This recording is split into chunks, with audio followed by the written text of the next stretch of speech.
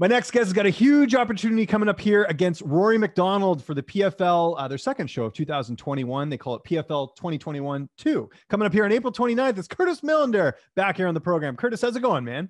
I'm great, sir. I am great. How are you?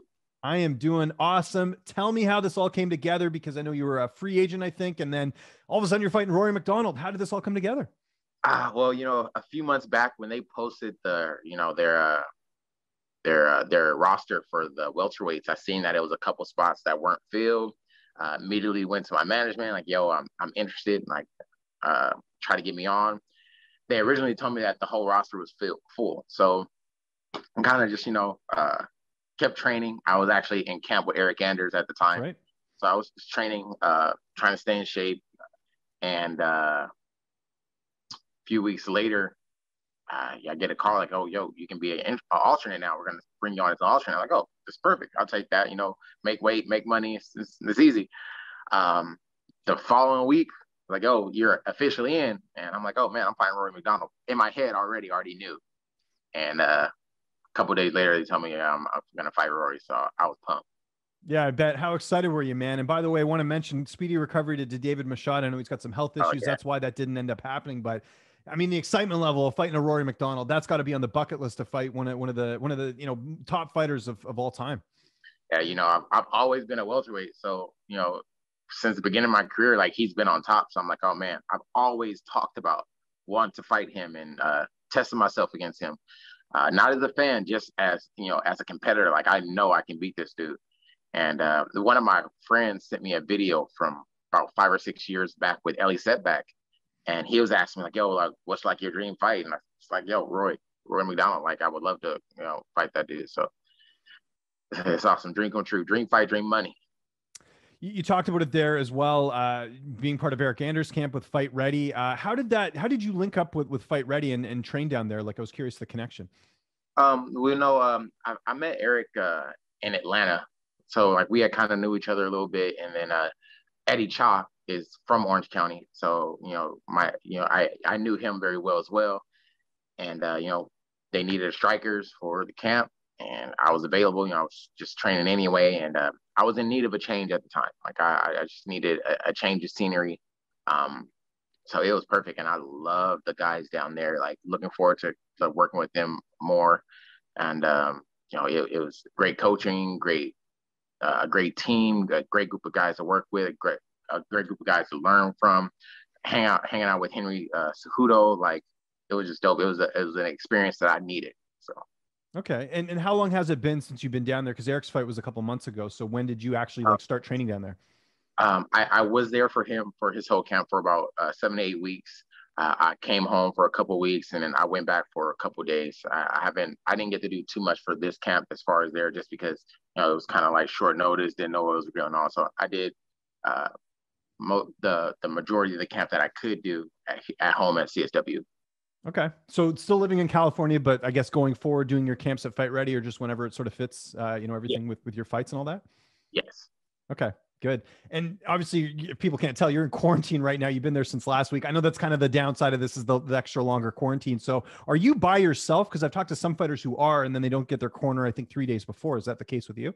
No. I was very fortunate to have two of my teammates and friends that live in different states, that were able to come out, take time away, just that 17 days away from my friends and family, and come and do the 17-day quarantine with me. So I have two guys here with me, Charles Lewis and DiMaggio Smith.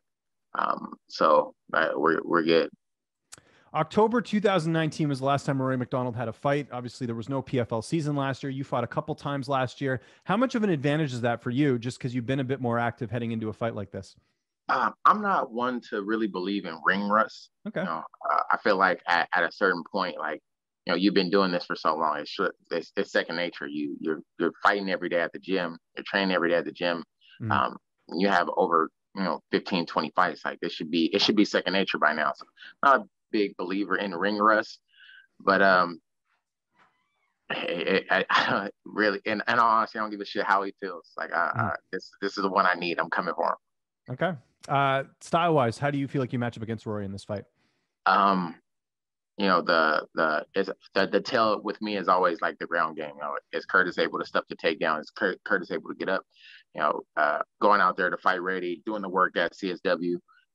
I know I've done enough work to be able to get back to my feet, stay on my feet, and there's no way in hell he's gonna stand in front of me or stand with me. So I just love that. Eddie Chai helped me realize that the fear that I put in these guys' hearts when it comes to the stand up is real. And if I can take away their one path to victory, they have to fight in fear the whole fight. So I'm 100% confident. Well, it's interesting you say that, because obviously Rory's known for being sort of a durable guy. There's that famous fight that he had with Robbie Lawler, but there is a school of thought that since that fight, both fighters have not really been the same sort of guy. I know you focus more on what you're bringing to the table as opposed to your opponent, but do you sort of buy into that a little bit, that Rory, he's taken a lot more damage in his career than you have, and that could be an advantage for you in this fight? Oh, that's definitely an advantage for me. Like you get that nose broken, all those bad memories come back, and you got to fight a fresh guy in front of you and still think about the things that other guys have done to you. And I'm not gonna miss. I'm gonna keep hitting the same spot over and over again. I'm looking to make this path to $1 million as easy as possible. So if I have to make sure you can't come back for the next round or the semis, like, I'm gonna do it. What do you make of him as well, training at Sanford, a change of scenery for him? Again, I know you're focusing more on what you're good at, but that is obviously a switch for him, maybe getting a different push than he was, say, at TriStar, which is what he was used to doing. I mean, I understand it. Like I said, I just had to go through that. Like, I needed a different push. I needed a different look just for me, for my mental. I needed that. And so I understand. I get where he's coming from, but I really feel at this point, I don't care who he's training with.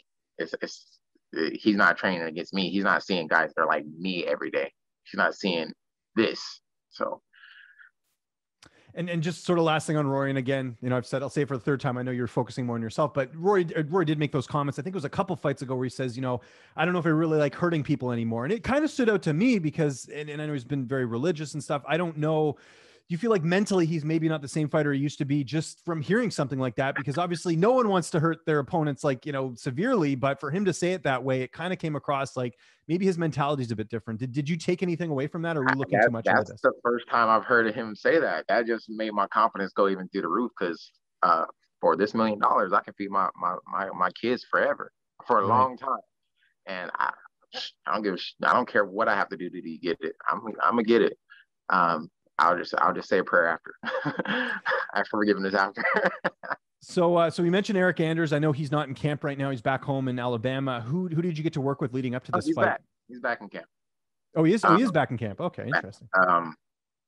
So really for this fight, I believe for like 2 weeks, I believe I was just an alternate. So I was just going through the day by day, started doing the strength conditioning, start preparing as if I would potentially have a fight. So just working with the guys at CSW still, Ben Jones, Jacob Rosales.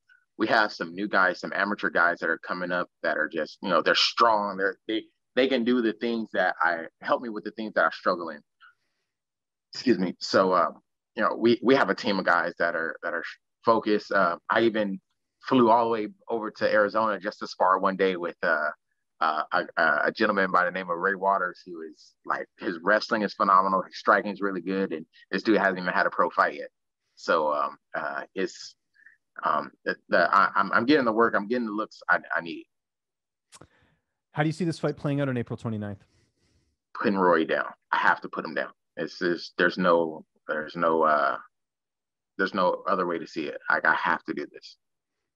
Okay. I love it. I love the confidence. I got to ask you, obviously, we had the Ben Askren, Jake Paul fight over the weekend. Just your reaction to all that, the fight, everything that happened. I mean, I don't know if you watched it live or what the deal was, but what was sort of your overall thoughts on it?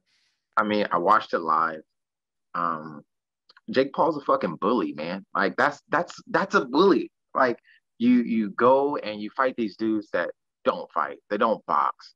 And you talk all this shit like, I didn't know it was gonna be that easy. Like, dude, like, fight somebody credible. Like, they don't even have to be a superstar. Fight a boxer. Fight somebody with 1 or 2 fights. Fight an 0-3 guy and see what you do. Like, but fight somebody who does does this? She can't beat up a small basketball player and then out of shape Ben Askren and claim like you're a boxer, and then all these dudes nut hugging him, Jalen Love, and even Snoop was nut hugging a little bit. But I'm like, yo, you guys are prizing this dude for nothing. He ain't did shit. It's so annoying. Yeah, it's just dumb. No, I can understand it for sure. Back to PFL. Obviously, Rory's sort of considered one of the favorites of the tournament. So if you win this fight, like you said, you're getting a big sort of, body out of the way, so to speak, in the tournament. Is there any other names in that division that sort of excite you in terms of a matchup or anyone you want to fight? Like, is there anything, because I'm sure you've taken a glance at the roster now.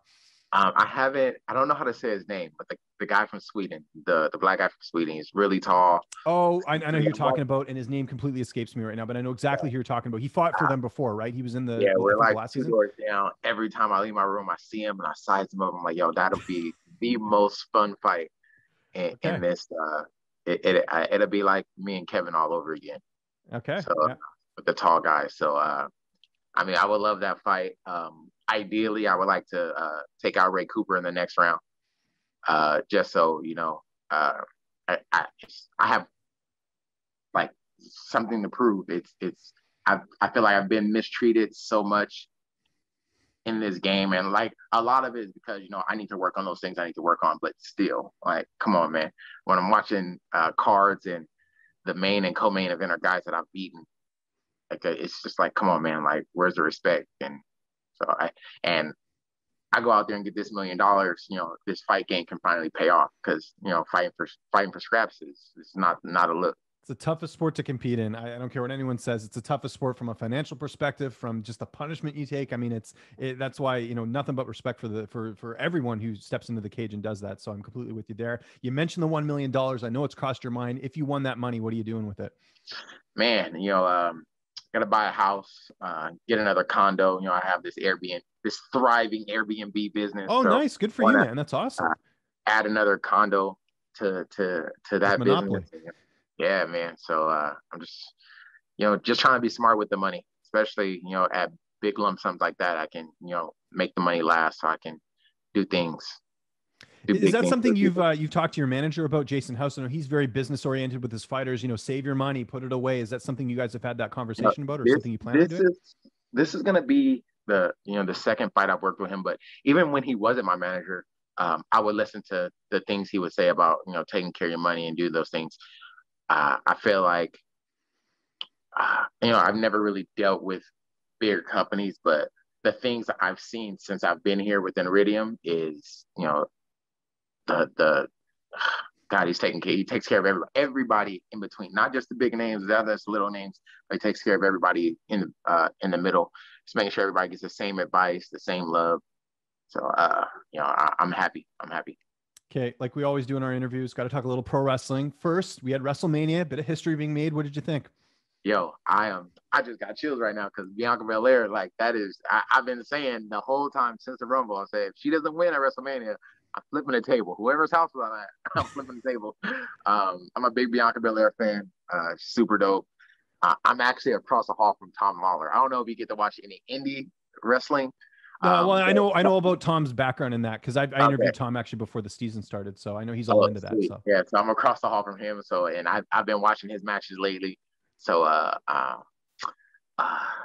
Randy Orton, The Fiend, like, I was super pumped that they had this rivalry going into WrestleMania, because those are my top two guys right now. So it was awesome. fun WrestleMania season this year. Now, there was a Stone Cold Steve Austin documentary, I think, last night on A&E. Did you catch it or no? I'm gonna try to watch it. I'm gonna see if they have it on the app. Yeah, I'm doing that. I got to catch up as well. I was curious if you saw it, because I wanted to get a recommend. Of all people I could ask, I figured you'd be the guy to ask, but I'll be checking it out on my own as well. Dark Side of the Ring's coming back too. Have you watched that? I think we talked about this last time. I can't remember. I think they have a few episodes already from this season, right? Oh, do they really? Oh, maybe I'm behind. I gotta catch up. But I think you have to buy them on YouTube if you don't have the Vice app. Oh, the subscription. Yeah. Okay, and then I love that show, man. That's like right up my alley. The documentary series that they do. Yeah, that's really cool. I'm a big fan of the Stone Cold, the Broken Skull sessions. I don't know if you've watched any of those. But no, I've seen them. It's really popular. Really awesome. So this sucks about the WWE Network, but I have Peacock, so we're set up. Oh, good. And you're certainly set up in this Oh wait, fight, you man. guys still have the WWE network in Canada though, right? Yeah, we do. We have it. Yeah. Yeah, we don't have it here anymore. Oh, gotcha. Okay. Yeah, that's interesting. So I don't know. We'll have to see what happens there. But in the meantime, man, we got to check out PFL. It's our second event, April 29th. Curtis, thanks so much for the time, man. And congratulations on this huge opportunity. Just remind people where they can get a hold of you on social media. And if you got any sponsors or shout outs, I'll give you the last word. All right. Instagram, Courteous Curtis 170, on Twitter at Courteous Curtis. Big shout outs to NutriShop. They take care of all my supplements, make sure the body's right. Everybody over at CSW, everybody over at Fight Ready, everybody over at Iridium, family, friends, if you're giving me a ride to the gym, if you're giving me gas money to get to the gym, anything you have done for me to make sure my career can go the way it needs to go, thank you very much. Jacob Huikala at JP23, this is my guy. He's been taking care of me for years. I love you. Thank you. If you need somewhere to watch the fight, go to JP23 in downtown Fullerton.